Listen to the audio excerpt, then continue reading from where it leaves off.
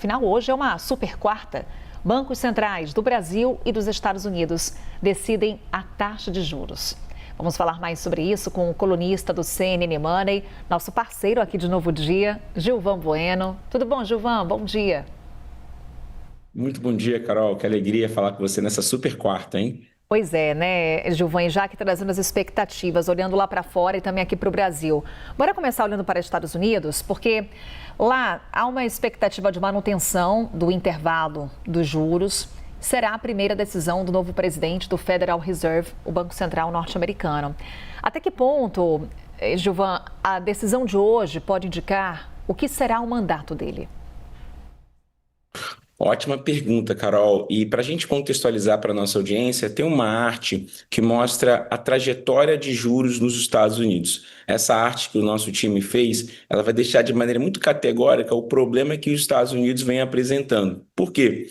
Desde 2022, os juros nos Estados Unidos saíram de 0,25 para 5,50. Esse foi um efeito que o Jeremy Powell trouxe ao mercado, Carol, e trouxe impacto porque os bancos pequenos e médios foram muito prejudicados. E isso aumentou a dívida dos Estados Unidos. Então, qual é a expectativa lá? Que os juros nos Estados Unidos venham a descer para um patamar menor. E foi umas duras críticas que o Donald Trump fez ao Jeremy Powell, que agora tem o Kevin Rush, que vai assumir o governo, falando o seguinte: olha, eu quero descer os juros, eu quero ativar a economia. Mas, Carol, tem um grande problema para isso acontecer, que é o conflito no Estreito de Hormuz, que está aumentando o custo dos derivados de petróleo e do galão da gasolina para os americanos, e isso está sentindo bastante. E a sua pergunta é muito importante para quê? Porque se esse comportamento de preços continuar, o americano vai continuar cada vez mais insatisfeito e nas eleições de novembro você pode ter uma surpresa que os democratas ganhem. Então,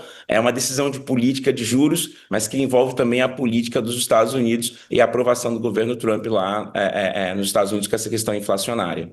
A pressão que vem do próprio presidente dos Estados Unidos, Donald Trump, com relação à taxa de juros, né, Gilvan? Por aqui a gente também acompanha essas pressões políticas. Aqui a expectativa ela é de um corte na taxa básica de juros, mas o mercado, Gilvan, já fala em interrupção desse ciclo.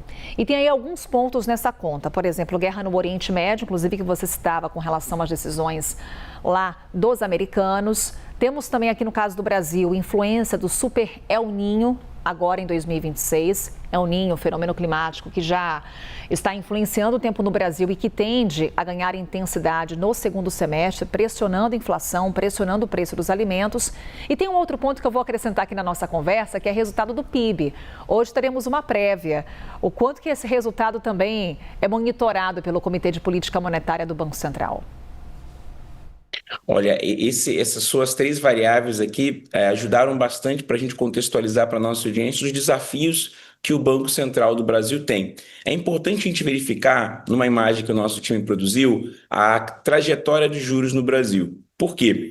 Porque hoje a gente tem uma taxa de juros que vem nos últimos dois anos subindo para conter a inflação. Olha que fenômeno. Desde 2021, a gente tem uma política de juros de 2 dígitos acima de 12%, chegando a bater 13,35% e agora 14,5%, uma questão que vem chamando a atenção das empresas, porque elas estão muito alavancadas, chamando a atenção das famílias, que as famílias também estão muito endividadas.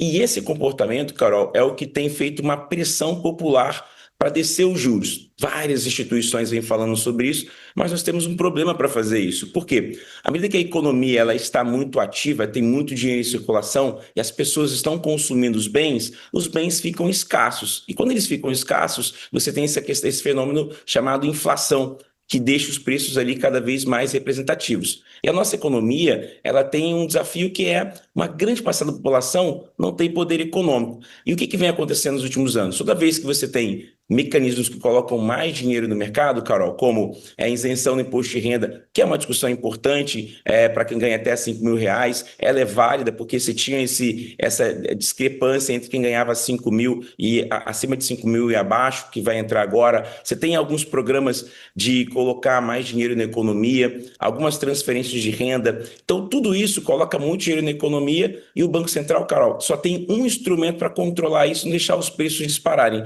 que é os juros. Então, essa trajetória do PIB que saiu hoje, essa prévia do PIB que vai sair, ela vai ser importante por quê, Carol? Se a prévia do PIB mostrar que você tem uma atividade econômica, uma economia crescendo, quer dizer que você não pode descer os juros tão rápido. Aí do lado de cá você tem a questão dos conflitos no Estreito de Hormuz. Então o Banco Central está meio que numa cilada, que é, se a economia está ativa e se você tem um princípio de choque de oferta por esse conflito, ele não consegue descer os juros tão rápido. E aí a gente vai ter uma discussão falando o seguinte, olha, os juros devem descer, mas com esses dois fenômenos aqui fica difícil.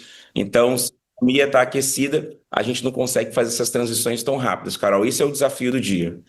Tem muitos elementos nessa conta, são dados que a gente vai te trazendo aqui durante a nossa programação. Assim que essas divulgações elas forem feitas, você vai acompanhar aqui na CNN, sempre assim, com análise como a dele, Gilvan Bueno, colunista do CNN Money. Obrigada, viu, Gilvan? Um ótimo dia. Um ótimo dia para você e nossa audiência.